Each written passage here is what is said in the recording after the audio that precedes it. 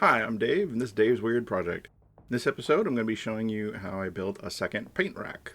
This one is to hold the larger bottles of paint that I use on my terrain pieces and builds. Let's take a look. I was inspired by a post on the Tabletop Crafters Guild, which is a Facebook group where people that do crafting get together and share their builds, ask questions. It's a really great place. I'll make sure Terry puts a link to the post down below. Anyway, the poster used PVC pipe to create a honeycomb shape grid to hold their paints. So I thought it would be fun to give that a shot.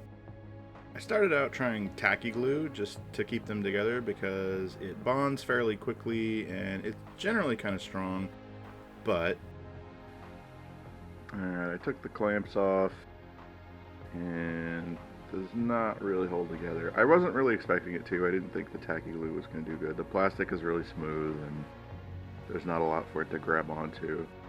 It doesn't take much force at all to pull these apart.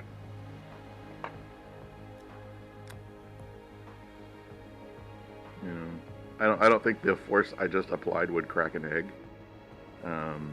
So yeah. And this peels off pretty easy. So I didn't think it was going to work. I just thought I'd give it a try. We're going to do something else.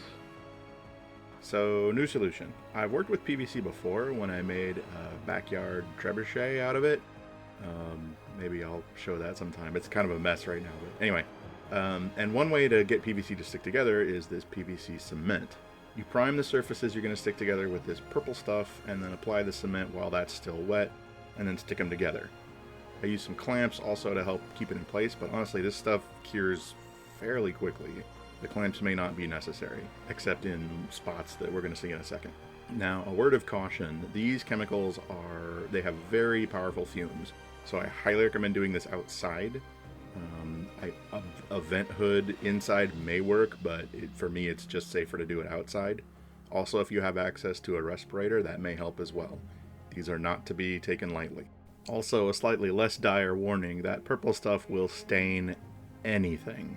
The wood you see me working on is scrap that I don't really care about. It'll get on your clothes, it'll get on your hands. It likes to make itself known. Now here I'm doing one of the pieces that will overhang, so this is a place where the clamps might actually be necessary for at least a few minutes.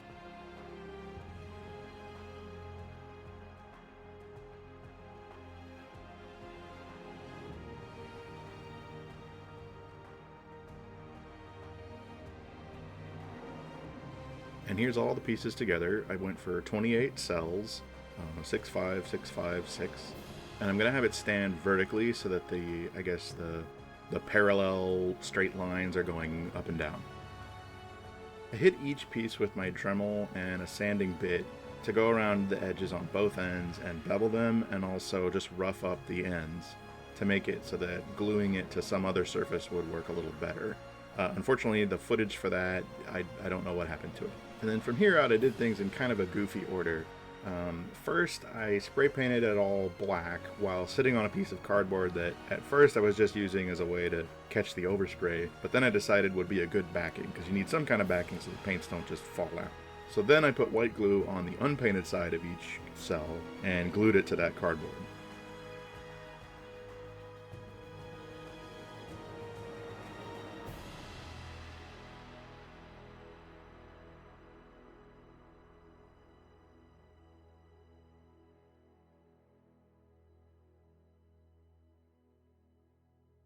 I wanted the rack to lean back slightly so that the paints would naturally fall back against the backing and I'd have to actually lift them out if I wanted them. So I did a little bit of math on my wife's grocery list. Sorry, honey. I'm going to make triangles, right triangles, to serve as the supports for the thing leaning back. Knowing the hypotenuse, that is the sloped side of the triangle, good old Pythagoras can help us figure out those lengths of the legs. I wanted a slope of roughly 3:1. So that helps us do the math and get to where we need to be.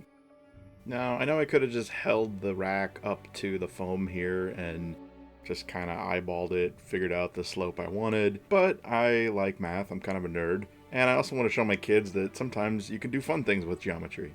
Back to the build, I decided to use this foam again. It worked out really well in terms of cutting and carving when I used it to make the dome for the mausoleum. Now, the dome didn't come out super great, but I really liked how this stuff works, so I'm going to use it again here.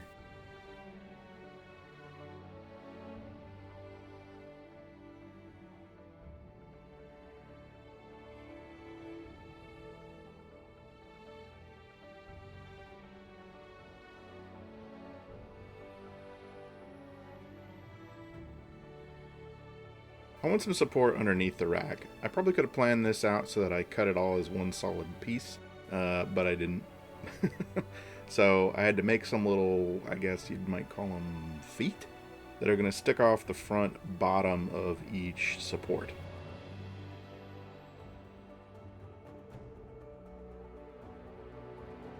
The rack itself is actually surprisingly heavy, and so I'm pretty sure I'm going to need some extra structure with these feet so that it sits without breaking them off or making them sag. So I stuck them on with some tacky glue, hoping to kind of keep them in place just temporarily, and then drilled some holes through them and into the main support. With the holes prepared, I cut some dowel of the same diameter and mixed up some 2-part epoxy to glue the feet on the surface, and also wrapped it around the dowel and shoved that in so that there's epoxy holding that in place too. This turned out pretty strong.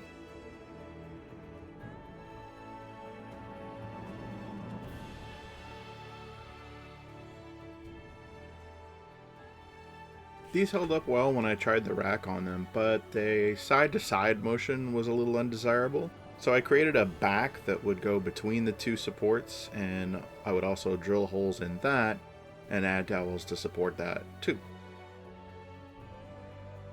I wanted to limit how many epoxy batches I had to mix up. So before I glued the dowels in and glued the rack on, I wanted to do one more thing, which was to Dremel out with my sanding bit kind of a concave bed to better cradle the bottom of the round pipe on the rack. And then once that was all done, I mixed up the epoxy, glued in the pins, and glued the rack down.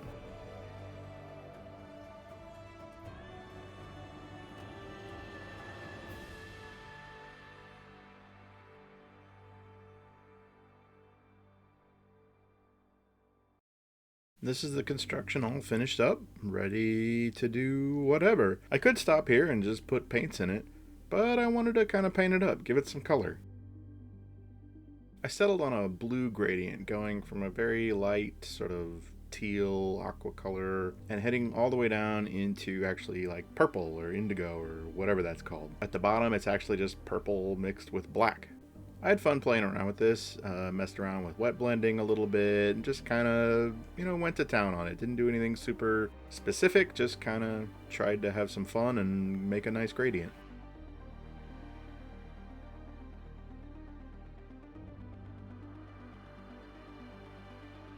This is where I decided to call the paint job done. I kind of like that it's a little rough. I think it adds to the sort of homebrew aesthetic of my other, supporting pieces that I make. And we can't finish the video without showing the paints going on it, so let's do that.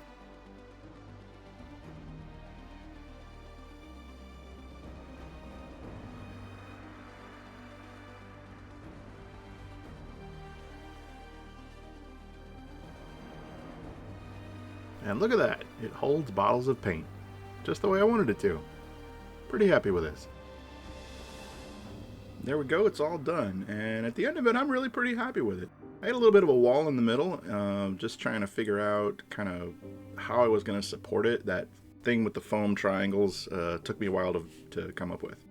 But yeah, really happy with how it came out. Before I get to the lessons learned, I'll just do all the standard stuff. If you liked this, please click that like button and maybe consider subscribing and sharing. If you want to support the channel directly, there are some links down below that Terry makes sure to get down there. My book on Amazon and some Amazon affiliate links for stuff. You buy the thing, but I don't get any. I mean, wait. No. I get a little cut, but you don't pay anything extra. This should be a blooper, but I'm going to leave it in. So, lessons learned, or maybe not quite learned. First one is the adhesive situation really does matter. Once again, I needed to kind of take stock before I tried something. The tacky glue on the pipe didn't work at all, and I probably should have known that. But whatever. I found that chart. It's somewhere. I found it, and then I lost it again. Whatever. Next thing is probably to be real careful with how you plan out your steps. I very deliberately glued the rack to the cardboard before cutting out the shape. I don't know why I thought that that would be a good idea, why that would work better. It would have been much, much easier to trace the shape onto the cardboard, cut it out, and then glue it on. So, yeah, be very careful with your plans. Even if you plan something out, you may plan it wrong. Take some time to think over that plan. That about wraps that up. As I said, I'm happy with this build. Please comment with what you think. Any solutions you have for storing your paints, kind of homebrew things you've come up with, and any other ideas you might have for things like that. Just solutions. Like, I'm kind of thinking about doing something for paintbrushes.